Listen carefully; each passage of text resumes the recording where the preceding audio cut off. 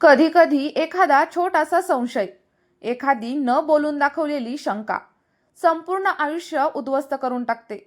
आजची ही कथा अशीच आहे, जी ऐकताना तुमचाही श्वास थोडासा थांबेल. 26 सप्टेंबर 2025चा तो दिवस होता. सोलापूर ग्रामीण पोलीस दलाच्या अंतर्गत येणाऱ्या माळशिरस पोलीस स्टेशनमध्ये सहाय्यक पोलीस निरीक्षक आपल्या सहकाऱ्यांसोबत रोजच्या कामकाजावरती चर्चा करत होते. आणि त्याच वेळी अचानकच पोलीस स्टेशनमध्ये एक फोन आला. फोन होता शेलगाव गावचे पोलीस पाटील यांचा. त्यांनी अतिशय घाईघाईत सांगितले की माळशिरस ते पंढरपूर रोडवरती नवीन वस्ती हद्दीत एका छोट्याशा ओढ्याच्या पुलाखाली ब्लँकेटमध्ये गुंडाळलेली काहीतरी संशयास्पद वस्तू दिसत आहे आणि त्या ठिकाणी तीव्र दुर्गंधी पसरलेली आहे. ही माहिती ऐकताच स्टेशनमधील वातावरण गंभीर झाले. पोलिसांनी क्षणाचाही विलंब न करता आपल्या सहकारी पोलिसांसोबत घटनास्थळाकडे धाव घेतली.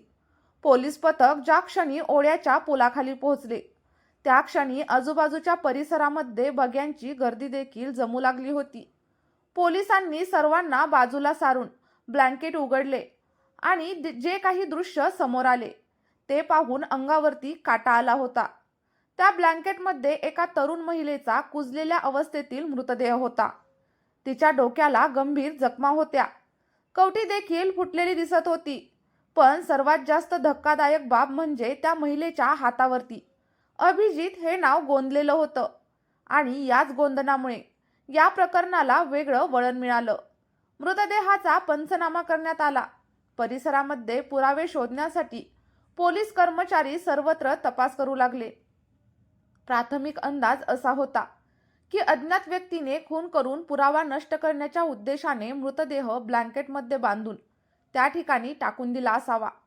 या प्रकरणी शेलगावचे पोलीस पाटील यांच्या फिर्यादीवरून अज्ञात व्यक्तीविरुद्ध गुन्हा देखील दाखल करण्यात आला. या घटनेचे गांभीर्य लक्षात घेऊन वरिष्ठ अधिकाऱ्यांना देखील तातडीने कळवण्यात आले. सोलापूर ग्रामीण स्थानिक गुन्हे शाखेचे वरिष्ठ पोलीस निरीक्षक, माळशिरस विभागाचे DYSP तसेच अप्पर पोलीस अधीक्षक या सगळ्यांनी घटनास्थळी येऊन भेट देऊन तपासाबाबत महत्त्वाच्या अशा सूचना दिल्या. स्थानिक गुन्हे शाखा आणि माळशिरस पोलीस स्टेशनच्या 2 स्वतंत्र टीम्स समांतर तपासामध्ये उतरल्या. तपासाचा पहिला टप्पा होता मृत महिलेची ओळख पटवणे. हातावरती असलेल्या अभिजित या गोंधनावरून तपासाची दिशा ठरली. आजूबाजूच्या पोलीस ठाण्यांमध्ये मिसिंग महिलांची माहिती मागवण्यात आली.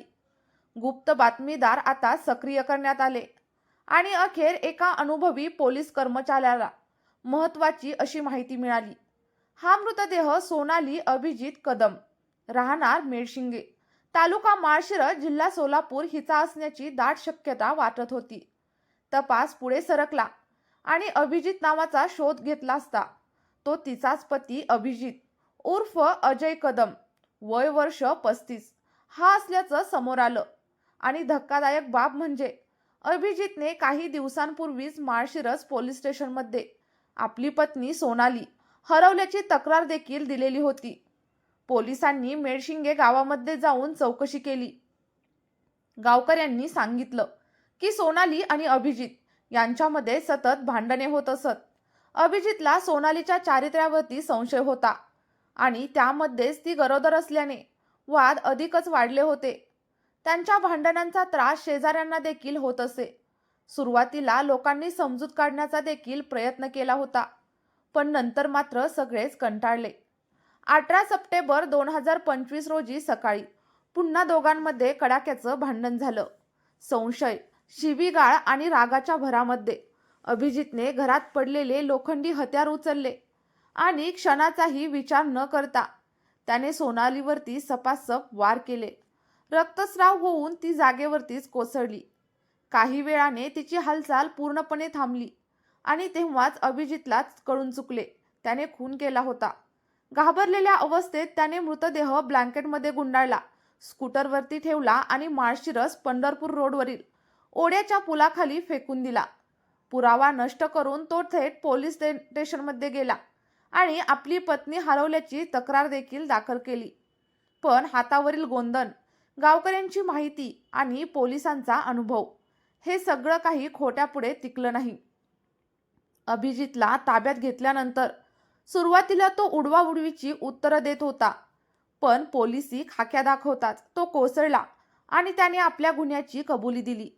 पत्नीच्या चारित्र्यावरचा संशय आणि तिचे गरोदर असणे हा खुनामागचं कारण असल्याचं त्याने सांगितलं. गुन्ह्यामध्ये वापरलेली स्कूटर जप्त करण्यात आली असून आरोपीविरुद्ध माळशिरस पोलीस स्टेशनमध्ये खुनाचा गुन्हा देखील आता दाखल करण्यात आलेला आहे. पुढील तपास वरिष्ठ अधिकाऱ्यांच्या मार्गदर्शनाखाली सुरूच आहे.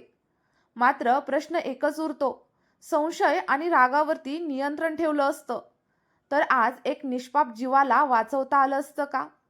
मित्रांनो, अशाच सत्य घटनेवरती आधारित थरारक क्राईम स्टोरी ऐकण्यासाठी तुम्ही आपल्या चॅनलला आत्ताच सबस्क्राईब करा. हा व्हिडिओ जर तुम्हाला आवडला असेल तर व्हिडिओला एक लाईक देखील नक्कीच करा. आणि या कथेबाबत तुमचं काय मत आहे, तुमच्या काय प्रतिक्रिया आहेत ते कमेंट बॉक्समध्ये सांगायला अजिबातच विसरू नका. चला तर मग मित्रांनो, भेटूयात एका नवीन व्हिडिओसोबत, एका नवीन कथेसह.